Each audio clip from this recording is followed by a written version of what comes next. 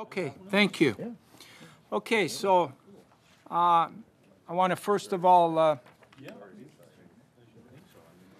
okay, so we're all ready, gentlemen. I want to first of all say good morning, and I welcome everybody that's here. We have some special guests that are going to say a few words after. To my immediate right is Mr. Joe Williams. To his right is Mr. Sherman Hamilton. And to the very far right is Mr. Greg Davis. They're all going to say a few words afterwards. But where I want to begin is to start off with the torch. I know a lot of people already know the story, but I like repeating it. On June the 20th, 2000, that torch that you see down there, which is called the Torch of Life, was first lit up in memory of our great and someone that all Canadians are proud of, our great Olympic champion swimmer, Victor Davis. His dad was there at that moment when the torch was lit up, and his dad held that torch. I remember we had Mayor Lastman and you know, your dad. He was pretty emotional, and everybody was pretty emotional. And you know, the whole idea was to have to acknowledge the donor, and Victor Davis was as good of an example of an organ donor as you could have got, because he tragically lost his life, and Greg's going to get more into that. But Mel ended up passing the torch to a person that needed a recipient, and she was a 46-year-old mother, soon to be a grandmother, and she was dying. She needed a liver transplant. And so that was the first step of a long 10-year journey for this torch. And by the way, the lady ended up did getting her liver transplant afterwards, which was really cool. And I got to tell your dad, because and so the torch was being carried across the country on a 500-city, 12,000-mile journey to bring awareness to Canadians about the importance of organ and tissue donations, and this was all under Victor Davis's memory. Halfway into our walk on September 5th, 2001, I got a call from Vatican City, and at first I thought it was my friend Billy pulling a prank on me with his weak Polish accent. I found out afterwards. I found out afterwards it was really someone from the Vatican City. Next thing I know, I'm on a plane and I'm bringing the torch to Pope John Paul II at Vatican City, and on September 5th at exactly 11:05 a.m. I passed him this torch, and he blessed it, and he said some words that we have been following ever since. He said that organ and tissue donation was a genuine act of love, and he urged me to pass the torch to the students, which I've been doing ever since. I followed those words very faithfully for the next 10 years. Shortly after I got back to Canada, I met Christopher, and everybody knows Christopher, young 14-year-old Christopher who needed a liver transplant and carried that torch across Canada. He inspired hundreds of thousands of students during his trek, and then the next campaign was the 100 Canadian 100-city torch champions. From those hundreds of thousands of students that Christopher inspired, 100 were selected to be the torch champions, to relay the torch across Canada. That was in 2007. And that event went so well that that's what inspired us to do the 7th campaign, which was SOS the Americas.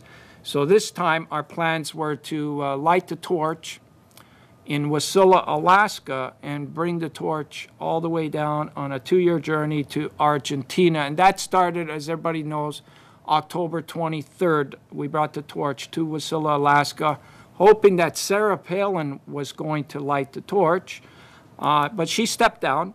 as the governor, but we had Governor Parnell and U.S. Senator Mark Begich getting both behind this event. And that kind of set the tone for us. We seen something happening during that time that, you know, wouldn't it be cool if we continue getting both parties to come together on an issue in America? Because that's a big thing right now.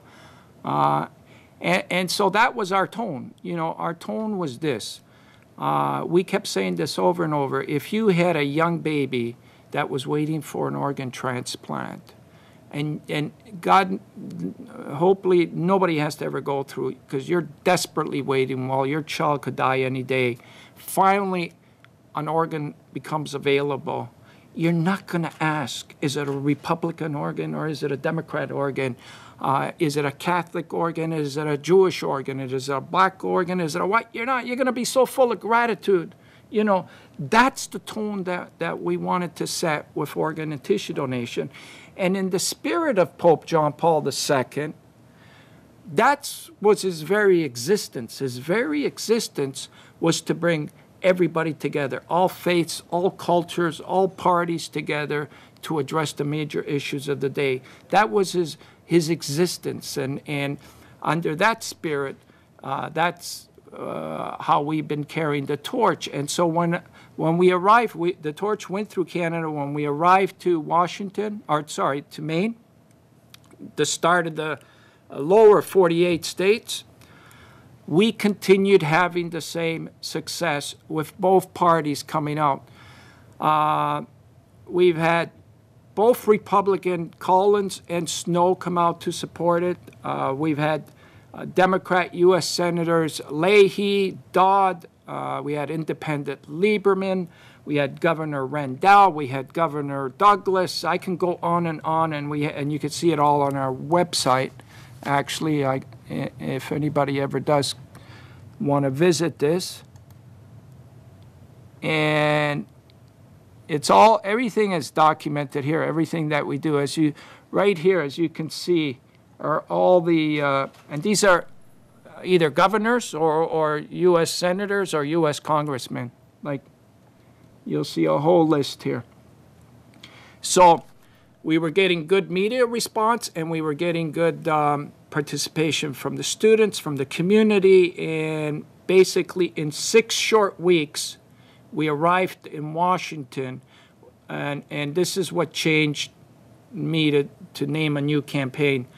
When I arrived in Washington, we met with U.S. Senator Jean Shaheen that morning at her office at the Capitol, and she told me about the Pope John Paul II Cultural Center, which existed in Washington. What I found out was that President Reagan built this building for Pope John Paul II because they worked together on many, many things during that time.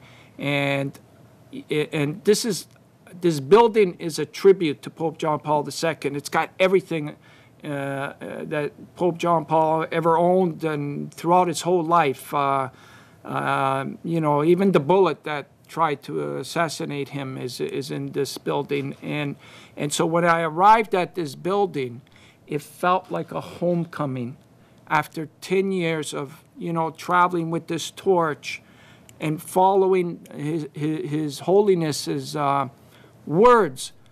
And then finally it felt like the torch arrived home. And I was warmly greeted by everybody there, and they even said, welcome home. You know, I think it was through all that emotion that I thought, well, now's as good as a time as any to announce that, you know, the torch is even going to go further. It's going to go around the world.